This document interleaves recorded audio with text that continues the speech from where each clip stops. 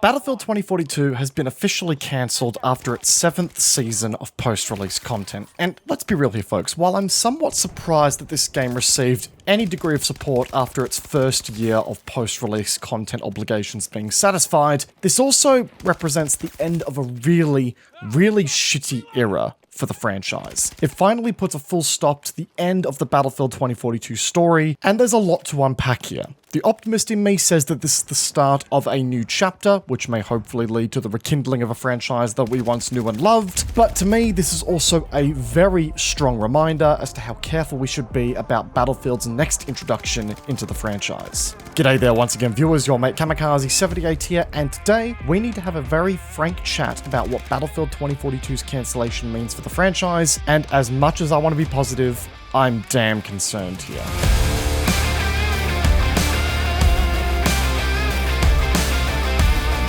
To be completely honest with you everyone, I'm in two minds about this game getting the support that it received for 2 years, you know? Like, yeah, objectively, it's great that the game got better, it's great that it became closer to the core Battlefield experience that we know and love, and it's also great that it continued to get more content that made its purchase price far more valuable than it was at launch. You know, as someone who got burnt by this game at launch, there was just no value present with buying Battlefield 2042 at the time. It was the biggest disappointment in content offering in Battlefield's history, and the value proposition of the game today is far better than what it once was, and that can't be forgotten, and I give DICE credit for sticking with the game and making sure that they do somewhat right by the player base by continuing to add free content to the game and ensuring that there's, you know, more value to Battlefield 2042 as it currently stands. You know, that's all well and good. But from a functionality and from a value perspective, despite the improvement, it's still one of the weakest, if not the weakest offerings in the franchise's history to date. It still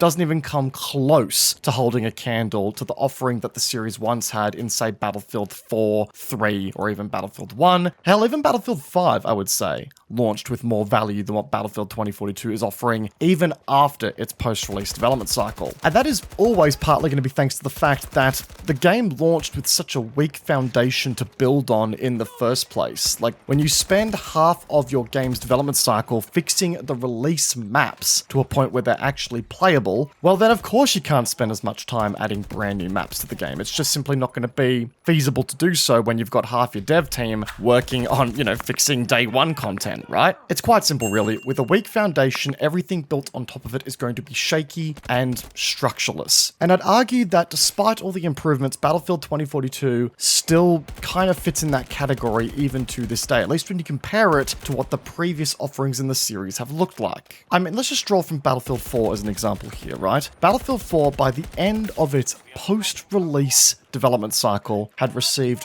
34 maps and 106 weapons in total for the game. That includes launch and post-release content stuff, right? Battlefield 2042, at the end of its life cycle, is only going to have 15 maps and 52 weapons to enjoy in All-Out Warfare, the primary game mode for Battlefield 2042. Many of the weapons of which are ports from the Portal mode that come from previous games already. I mean, across the board, we are essentially looking at a double the content offering from Battlefield 4 by comparison to Battlefield 2042, right? Which is where the argument that we always hear of wait and it will be good completely baffles me, right? We've waited. And we've waited for a very long time for Battlefield 2042 to get the content that meets up to the standard that's been established by previous games. We are here now. This is the end game. This is what EA and DICE are willing to offer for their years of support for Battlefield 2042. And the value proposition here between these two games is still unacceptable by comparison. Same price tag at launch effectively, yet half the content by the end of the post-release cycle. And let's not forget how much we were drip-fed content in Battlefield 2042 over the years by comparison to the release of expansion packs that came from the Battlefield 4 cycle. With Battlefield 2042, every season we only got one map, a few new weapons, and a new gadget or grenade, and a vehicle here and there. That was every few months. That just simply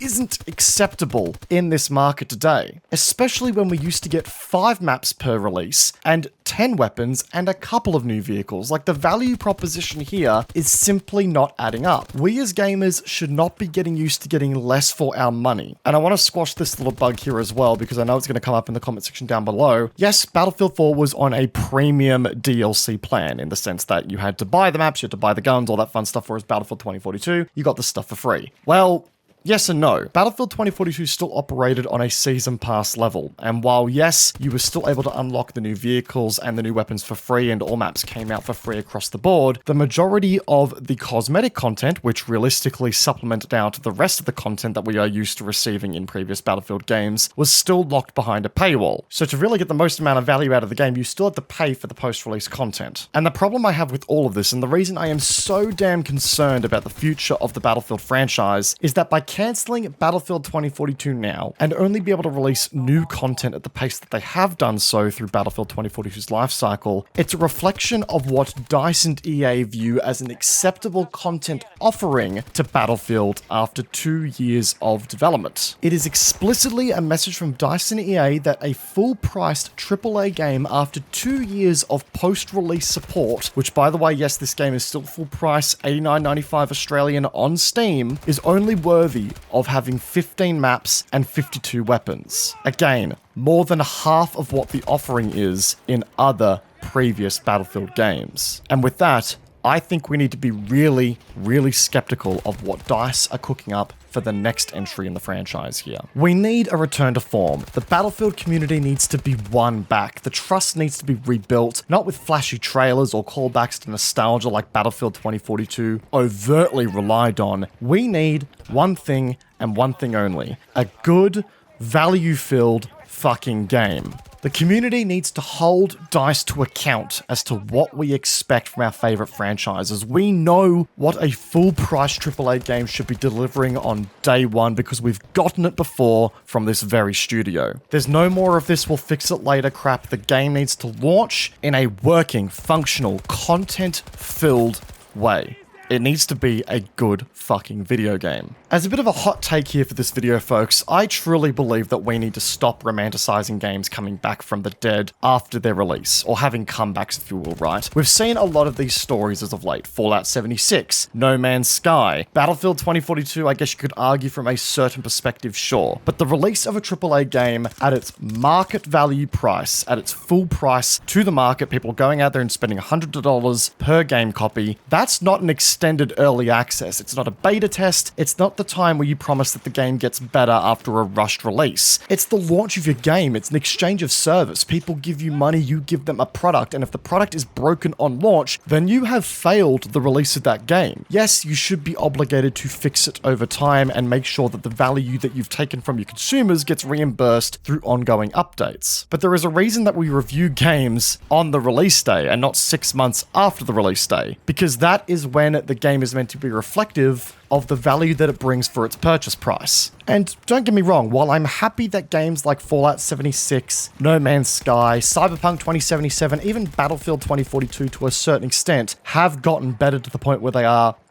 more worth their purchase price than what they were at launch, we need to stop using ongoing updates and "we'll fix it later" as an excuse. The saying "fool me once, shame on you, fool me twice, shame on me, and fool me 3 times, shame on the both of us" comes straight to mind here. DICE have had 2 incredible fumblings of the Battlefield franchise as of late, being Battlefield 5 and Battlefield 2042. DICE cannot afford another misstep like this. This, in my view, is Battlefield's final chance to get things right before it burns bridges with the fans forever. I mean, I've already got mates who refuse to touch this franchise ever again after the fall of Battlefield 2042. But the third time is also the charm for a lot of people out there as well. And I think the Battlefield community as a whole are a little bit sick and tired of having their feelings and hearts played with from DICE and EA as of late. The studios simply need it together. No change of plans halfway through, a unified vision, and something that speaks directly to the Battlefield franchise, because Battlefield could very well be done for if the next Battlefield game is a pile of shite. Because by that point, I think the majority of your community will well and truly have the trust burned